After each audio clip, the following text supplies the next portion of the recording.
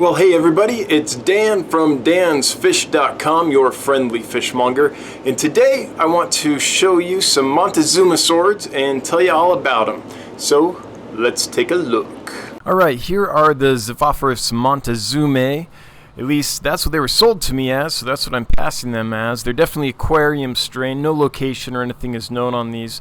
And the dorsal fin is not as rounded as most of the Montezumae I'm familiar with, so I don't know if they're a variant or a different location, or at one point maybe there was some hybridization going on, not quite sure, but they're still a beautiful fish. Wild type looking swordtail, nice long impressive sword, bright colored sword. I really like this fish quite a bit. When they came in, they were super rough. They were skinny and emaciated, and a lot of them had like big bumps on their bodies and stuff. They're healed up now, though. There's a few you might see with some bumps. If you do, don't freak out. They're going down. They're being treated. They're much better than they were when they first came in, and they've gained a lot of weight. Some of them are still skinny, and those are not the ones I will send you if you purchase this fish, so don't worry about that. I'll send out the plumpest ones, the ones that have recovered the most. So anyway, easy fish to keep. They need clean water. They don't, like most wild type swordtails, they don't do well with ammonia and nitrites in the water, but apart from that, they don't seem to be an issue for me. Mine are kept in really soft water, and they haven't had any salt added for, I don't know, a month or more now. So when they first came in I did, because they were so rough, but for a while it's just been soft water but clean, and they seem to be doing just fine, gaining weight and doing great. What they're chowing down on here is a chunk of rapashi I put in there just so they would congregate for the photo. They have been breeding for me. I've got some drops of fry, so they're definitely fertile and ready to go. Temperatures mid-70s.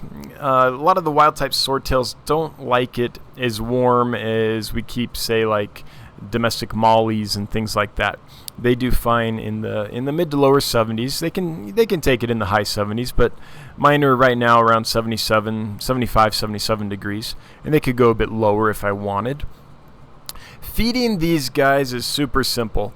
They eat anything. They'll eat flakes, they'll eat pellets, they'll eat frozen, they eat live. But whatever you feed them, make sure to give them some vegetable matter on occasion. They are a grazer. They, in the wild, eat a lot of algae, a lot of, maybe decaying plant matter and detritus and things like that. They're an omnivore and kind of an opportunistic grazer. So you'll see that behavior as they go around and pull algae off the glass and kind of stick their lips out and grasp on everything and try to eat it.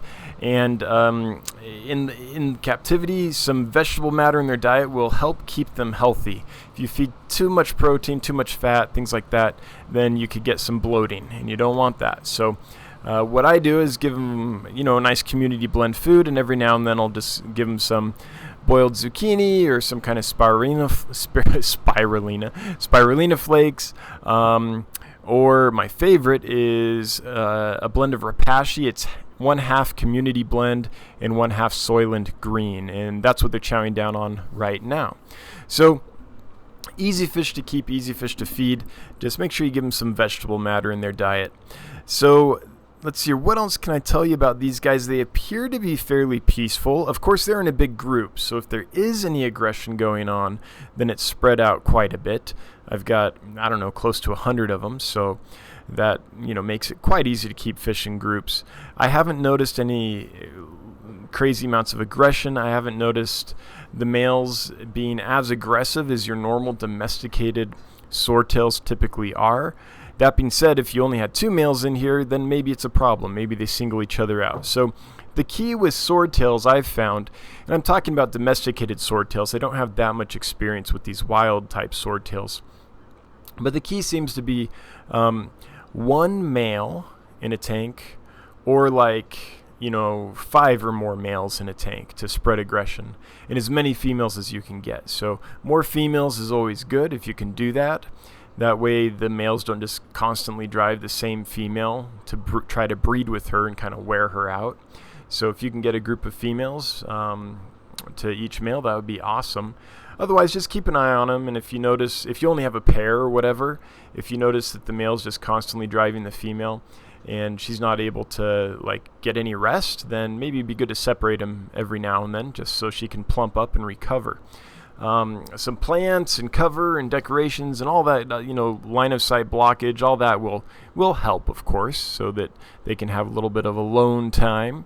But that's just something to be aware of with female swordtails, that they can get, the male can just want to breed with them so constantly and chase her around so constantly that he's not being necessarily aggressive to her, he's being amorous, but it's still like just wears her out and she can get sick. So keep that in mind. So males can be aggressive to each other, and males can be, super breedy with the females, and it can be a problem. So one male or several males and as many females as you can do is what I would suggest.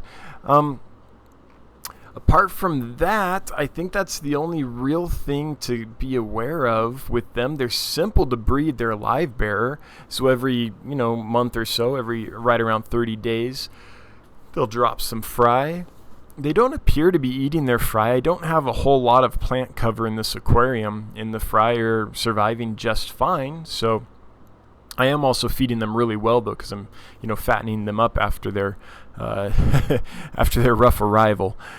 There's a female I see here that has a couple spots on her back that are those lumps that are healing up. But once again, don't worry, they're healing up, and they're all doing much better. So a lot of them are ready to go. I think that's about it for these guys. If you have any knowledge about them, if you would post it below, I'd love to hear it. And once again, don't know the location, don't know for sure how pure they are or anything like that, but they're still an impressive swordtail, and the males do have a nice long sword, and I like the spots on them, and just just a nice break from your typical, red wag or Mickey Mouse sword, or whatever domesticated strain that we usually see. So it's just nice to see something different, I think. All right, let's look at the amazing outro. So there they are. In the interest of transparency, I want to let you know I don't know the provenance of these.